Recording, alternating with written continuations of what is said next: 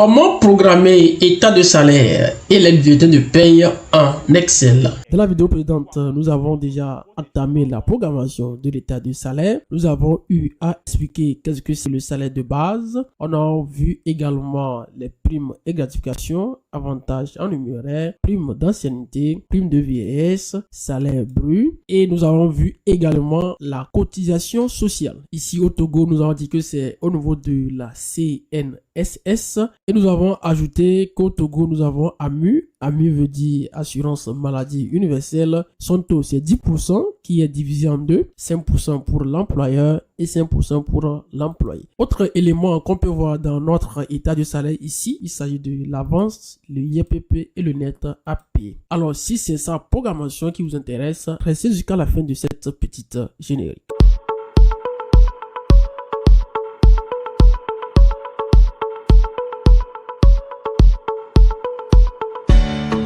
Alors, une fois encore, soyez les bienvenus sur la chaîne YouTube du Centre d'application mobile. Dans cette vidéo, nous allons entamer la programmation de notre état de salaire. J'espère que vous avez conçu le tableau. Si ce n'est pas encore fait, n'hésitez pas à le faire. Il faut d'abord suivre les vidéos précédentes également pour mieux comprendre ce que nous allons dire à la suite de notre formation. Alors ici, pour programmer avantage en numéraire, on va utiliser deux fonctions logiques. Il s'agit de la fonction si et la fonction ou. Donc ce sont les deux premières fonctions logiques que nous voulons entamer. Alors, nous voulons dire à notre Excel que avant que la personne ne perçoive avantage en numéraire, soit il occupe le poste de directeur ou soit il occupe le poste de manager. Si parmi les deux postes, s'il n'y a pas quelqu'un qui occupe ces postes, alors que la personne ne perçoit pas avantage en numéraire. Alors, comment maintenant le dire à Excel? Pour le dire, on va suivre juste la procédure. On va venir au niveau de l'avantage de notre premier personnel. On va mettre la barre égale et nous allons taper ici. Après avoir tapé ici, je vais maintenant écrire ou. Donc, je prends la fonction ou également. Donc, actuellement, nous avons deux fonctions. On a si et ou. Ensuite, on va cliquer sur le poste. Ici, ça y est de l'infographe. On clique sur ça. On va mettre égal.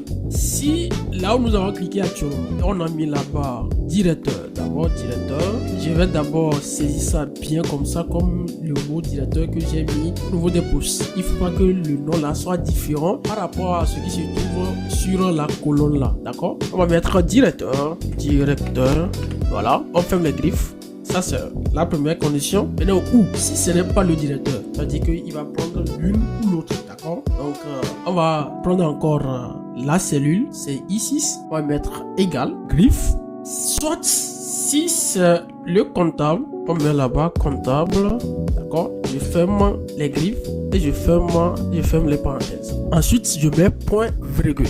Maintenant, si les conditions là sont réunies, qu'est-ce que nous voulons que Excel va nous faire? On va lui dire de prendre le salaire de base multiplié par le taux d'avantage en numéraire que l'entreprise a fixé. Donc ici, on suppose que c'est 5%. Donc on va dire multiplié par 0,05.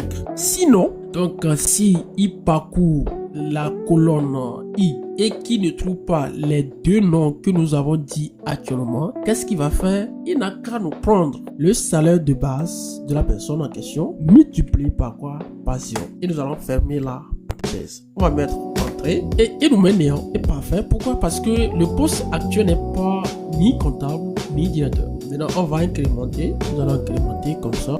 On va voir.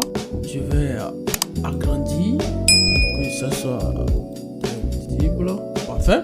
Donc on voit, il a dit comptable, il va prendre 12 500. Il va prendre le salaire de base du comptable fois les 5%, ce qui donne 12 500. Et il va parcourir, il a vu que le directeur fait partie. Donc le directeur va prendre les 300 000 multiplié par le taux, ça donne 15 000. Alors voilà déjà comment il faut appliquer les deux fonctions ensemble pour pouvoir vous faire sortir les choses de potable. Ensuite, on va poursuivre. Et là, ici, on nous dit prime d'ancienneté. Nous rappelons que notre état de salaire n'est pas le modèle standard. Vous pouvez ajouter d'autres éléments. Il y a des acomptes, il y a d'autres éléments, des pénalités, des retenues. Alors ici, juste, c'est pour vous faire comprendre la manière dont vous allez procéder pour pouvoir programmer l'état de salaire afin de les lier avec les bulletins de paye. Donc, on a déjà préparé aussi le bulletin de paye déjà pour la vidéo suivantes. Donc déjà, on va revenir sur ça. Donc le but c'est ça, c'est de lier notre état de salaire. Donc lorsqu'on va modifier quelque chose ici, que ça a eu des répercussions sur le bulletin de la personne. D'accord? Donc c'est le but. Maintenant, prime d'ancienneté. La prime d'ancienneté est basée sur la durée que l'employé ou bien le personnel en question a fait au sein de l'entreprise. Donc, alors pour le faire, il faut d'abord connaître la durée que l'entreprise a fixée. Donc, pour le faire, on va faire ce petit calcul. Pourquoi? Parce que la durée d'ancienneté que nous avons ici ne peut pas nous permettre de calculer notre prime d'ancienneté parce que c'est en année, en mois et en jours. Si par exemple, l'entreprise dit que si avant que la personne ne perçoive la prime d'ancienneté, qu'il fasse 5 ans. Alors, qu'est-ce qu'il faut faire? Je vais venir en bas ici, d'accord? Je vais mettre deux dates différentes où leur différence va donner 5 ans. Alors, je mets une date 12 décembre 2000. Voilà. Et ici, je mets 12 décembre 2005. Donc, j'ai mis 12 décembre 2000 et 12 décembre 2005. La différence va faire 5 ans. Donc, qu'est-ce qu'on va faire? On va mettre ici égal. Je prends ce qui est supérieur, c'est-à-dire 12 décembre 2005. J'enlève 12 décembre 2000. Je mets entrée et je vais trouver le chiffre là. Combien les 5 ans là correspond? Ça me donne 1826. Alors, si quelqu'un dit que bon, qu'on doit le mettre le 13, hein, bon, on va ajouter ici 13. Bon, on met là-bas le 13. Je mets entrée. Donc, ici, on voit qu'il a dit que ça fait 1827. Donc 5 ans en chiffre standard, c'est 1827. On va le garder, d'accord? 1827. Et nous allons programmer notre état de salaire par rapport à ce chiffre. Donc, ici, c'est parenthèse, hein, je vais supprimer. Je reviens maintenant au niveau de mon état de salaire. Je vais dire ici, prime d'ancienneté, je mets égal. Si l'ancienneté est inférieure à 1827, qu'est-ce que nous voulons que Excel nous fasse? Qu'il nous prenne le salaire de base multiplié par 0. Au cas contraire, qu'il nous prenne le salaire de base multiplié par le taux de prime d'ancienneté. Par exemple, si c'est 10%, 0,1. Je ferme la parenthèse. Je mets en. On voit qu'il a mis néant. Il s'agit de qui même? Il s'agit de zéro hortense, d'accord? Parce que si nous voyons aussi l'ancienneté, on voit que c'est 2 ans, 12 mois. Maintenant, nous allons incrémenter, voir s'il y a quelqu'un qui va bénéficier de prime d'ancienneté. Voilà. Et parfait, il nous dit que ces 3 personnes, leur durée du travail dépasse 5 ans. Donc, on va voir ici, le comptable a fait 6 ans, c'est normal. Et ici, le manager, il a fait 12 ans, ça dépasse 5 ans. Également, l'agent commercial, il a eu 15 000. Parfait, ça dit qu'il a fait au-delà de 5 ans. Donc voilà, d'une manière bref, comment il faut déterminer les primes d'ancienneté au sein de votre entreprise. Maintenant, nous allons voir prime de vieillesse. Alors, prime de vieillesse, il faut rappeler que c'est quelque chose qui n'est pas vraiment appliqué dans nos contrées, d'accord? Mais ici, c'est une formation, ça peut arriver. Et si c'est ça, comment il faut le faire? Alors, si ça est de prime de vieillesse, on va se baser sur l'âge de la personne. L'entreprise peut dire à partir de 50 ans, à partir de 45 ans, à partir de 55 ans. Donc, ça dépend de l'entreprise en question. Donc, qu'est-ce que nous, on va dire ici à Excel? On va mettre là-bas égal et on va encore utiliser la formule ci. On va mettre ici. Donc, c'est à nous maintenant de donner l'âge. S'il est inférieur à quoi? S'il est inférieur à l'âge que nous voulons donner, on va mettre ça en griffe à 30. Espace 1, s'il est inférieur à 30 ans, point virgule, qu'est-ce qu'on veut que Excel va nous faire? Son salaire de base multiplié par 0. Donc, au cas contraire, qui n'a qu'à prendre son salaire de base multiplié par 1%. 1%, ça fait 0,01. Je ferme la parenthèse et je mets entre. D'accord. Maintenant, on va l'incrémenter. Il va sélectionner ceux qui ont au-delà de 30 ans. D'accord. Donc, c'est ça. Donc, pour déterminer maintenant le salaire brut égal, d'accord, on va prendre le salaire de base, ajouter prime de gratification, ajouter à l'avantage, toujours augmenter de prime d'ancienneté, augmenter de prime de vieillesse. Et nous allons mettre 30. Voilà, ça fait 189 000. On va maintenant l'incrémenter. Donc voilà le salaire brut de chacun. Parfait. Bien, la CNS, là-bas nous allons mettre égal.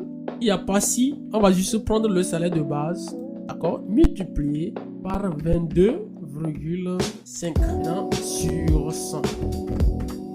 Et et nous allons mettre entrée. Et voilà, ça veut dire que on doit cotiser à notre personnel combien? 33 750 s'il perçoit 150 000. C'est beaucoup, c'est une charge pour l'entreprise. C'est une règle, donc on doit le faire ainsi. Donc nous, ce qui nous reste ici, c'est à incrémenter pour voir pour chacun de nos personnels. Alors on va augmenter la taille. Maintenant, lorsque l'employeur cotise à son employé, il faut que aussi l'employé aussi cotise pour lui-même. Alors ici, on va mettre égal et nous allons prendre le salaire de base multiplié par le taux. Donc la CNS employé c'est 4%. Augmenter de la MU ça fait 9%. Donc on va faire multiplié par 9 sur 100. Nous allons mettre entrée. Donc ici, lui-même doit cotiser 13 500. Ce montant est déductible de son salaire. Donc ici, le montant là, on doit enlever ça dans le salaire de la personne. Maintenant, avance ou à compte, il y a une différence entre avance ou à compte. D'accord? Ici, pour aller rapidement, on va laisser ça comme ça. D'abord, on va d'abord programmer le net à payer pour chacun. On va mettre là-bas égal. Pour trouver le net à payer, on va prendre le salaire brut.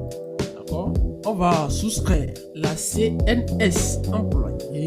On va soustraire également l'avance. On va soustraire le IRPP qu'on n'a pas encore programmé. Alors ici, il me dit qu'il doit percevoir 135 500. Donc, moi, je vais d'abord l'agrandir. Et qu'est-ce qu'il me reste à faire? Je vais juste incrémenter. Ensuite, je vais calculer maintenant les sommes. D'accord?